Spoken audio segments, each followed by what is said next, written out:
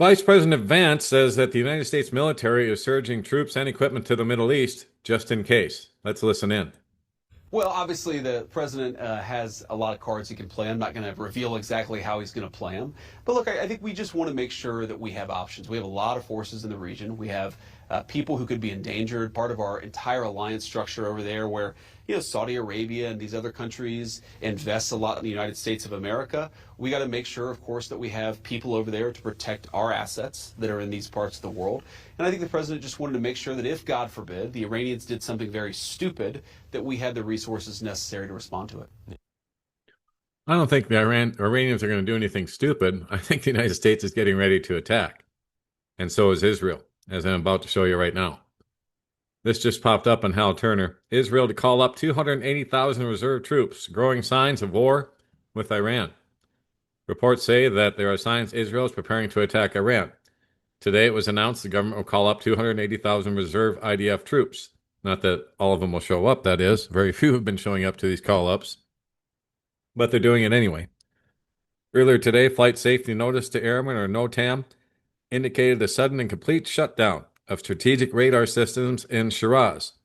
Military observers described the disruption as the first electronic shot, designed to create a temporary gap in Iran's integrated air defense network, rather than a technical malfunction. I am also told the same exact thing happened in Isfahan today. I am endeavoring to confirm this. That's another location in Iran that might be bombed. If it turns out to be true, then these crippling of radar installations is in and of themselves an attack upon Iran, for which they can launch against Israel.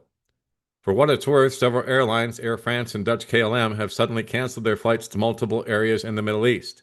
Apparently they believe, or have been warned, something is brewing behind the scenes. Theory analysis of the U.S. buildup in Iran.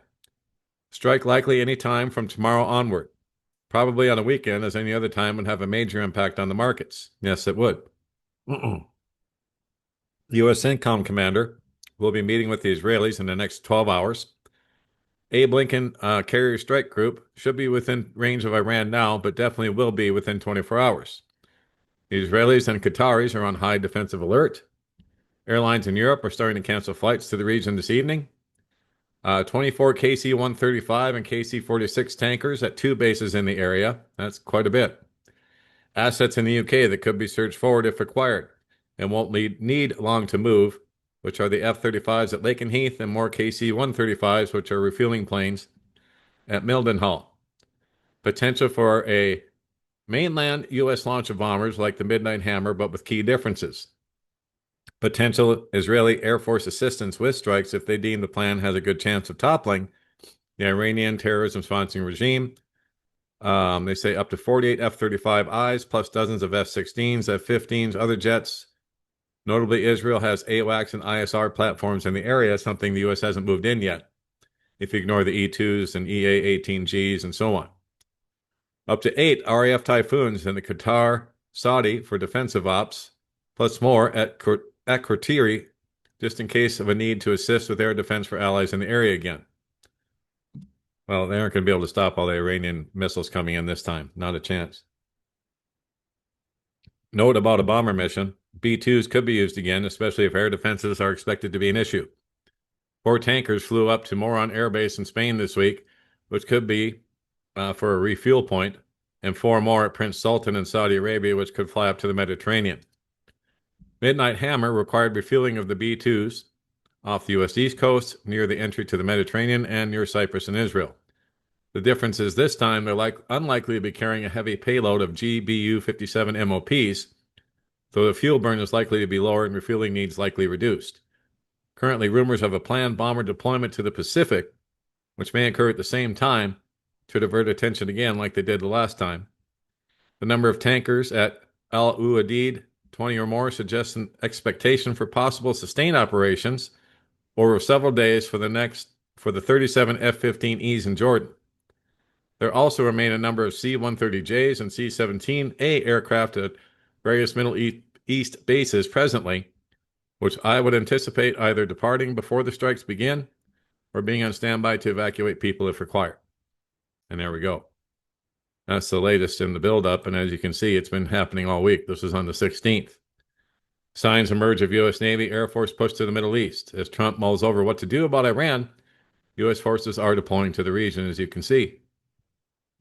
As the U.S. is reportedly moving at least one and perhaps more aircraft carrier strike groups to the Middle East ahead of a potential future attack on Iran, open source tracking is beginning to show some U.S. Air Force assets may be heading that way as well.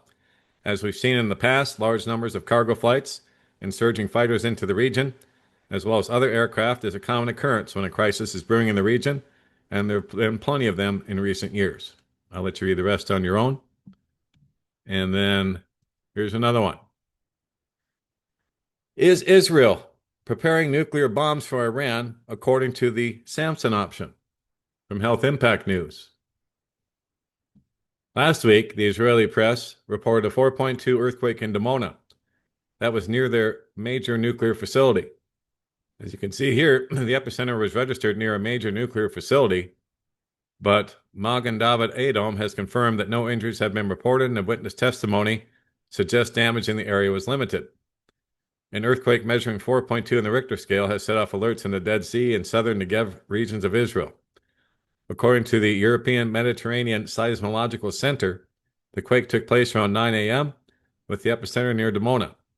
Dimona is the third largest city in the Negev, with an estimated population of just under 40,000, and it's home to the Negev Nuclear Research Center. One local resident, who left a testimony on the European Mediterranean Seismological Center website, said they felt their bed moving. Other testimonies include a resident of Beersheba, 49 kilometers from the epicenter, who said, "We live on a high floor, we felt the earthquake, the lamps on the ceiling moved." And there's been speculation as to what caused the earthquake was a nuclear bomb explosion underground. Max Blumenthal was interviewed on the Jimmy Dore show a few days ago, where they were discussing the Iran situation. And when he mentioned the earthquake in Dimona, within the context of Israel trying to put pressure on Trump to attack Iran, he brought the topic up of the Samson option, which has been allegedly used to blackmail U.S. presidents in the past to gain their military support. Of course, this Samson option is named after the biblical character of Samson in the Old Testament book of Judges, where Samson committed suicide while also annihilating Israel's enemies at the same time. The current day meaning is that Israel would use this option to cause a nuclear war, knowing full well it might destroy their own country. Yeah, that's their plan. That's the Samson option. I saw Blumenthal's comments in a clip out of the interview, but I watched the entire interview today with Jimmy Dore, and it's well worth watching and easy to follow along at higher speeds. And I'll put the link up to this as always. So there's more information about the Samson option here, which, like he said, has been used to blackmail presidents ever since Nixon. So there we go. You have to wonder, are they going to use it this time? Because the Iranian retaliation, I think, and this is just my personal opinion, is going to be epic. It's going to be huge once this thing kicks off. And essentially, like Hal Turner said, war has already been declared. The first shots have been fired into the Iranian defense grid. By blocking it out, that's an attack in itself. So technically, Iran would have every right, I should say, to respond and respond right now. But we'll have to see what happens. As Trump has said, he's sending a U.S. armada toward Iran and hopes he doesn't have to use it, he's saying. So President Trump said on Thursday that the United States has an armada heading toward Iran, but he hoped he would not have to use it as he renewed warnings to Tehran against killing protesters or restarting its nuclear program. U.S. officials, speaking on conditions of anonymity, say the aircraft carrier USS Abraham Lincoln and several guided missile destroyers will arrive in the Middle East in the coming days. Yeah, and like Hal said, it's within 24 hours. They're probably going to be ready to strike with that armada. So there you go. Everything's sitting on go again. Sitting on the edge, on the razor's edge, like we always do, right? Prayed up and prepped up at all times, guys. No fear. God does not give us a spirit of fear, but of power and of love and of a sound mind. Okay? So focus on Him, not on the fear and all the stuff going on around us. Focus on Jesus. He is the calm amidst the storm. So that will be it for now. And by the way, seek Jesus Christ now while He can still be found. Stop sitting on the fence. Stop sitting on your hands and saying, well, not today, Lord. I'm not ready to commit yet. When are you going to be ready? Everything's here. The signs are all pointing to the return of Jesus Christ is imminent, especially if this thing goes nuclear, which it very well could. It may not right away, but it could, depending on how bad Israel's getting creamed. We'll have to see how this plays out, but it could very well go nuclear, and Israel could use that Samson option, which would then, as I said before, set off a domino effect. Everyone's going to start pushing buttons at that point. India, Pakistan, China, Russia, United States, everyone's going to start pushing buttons. And then the return of Christ is next. So get ready. This is all coming down really fast. And now is the time to seek Jesus Christ as your Lord and Savior. He is the way, the truth, and the life, and no one gets to the Father but through him. Seek him now while he can still be found, because time is short and it's running out. Jesus Christ in the ark is the ark in this tribulation hour, and the door is about to close. So get in it now, for it's sealed and shut forever. And that will be it for now.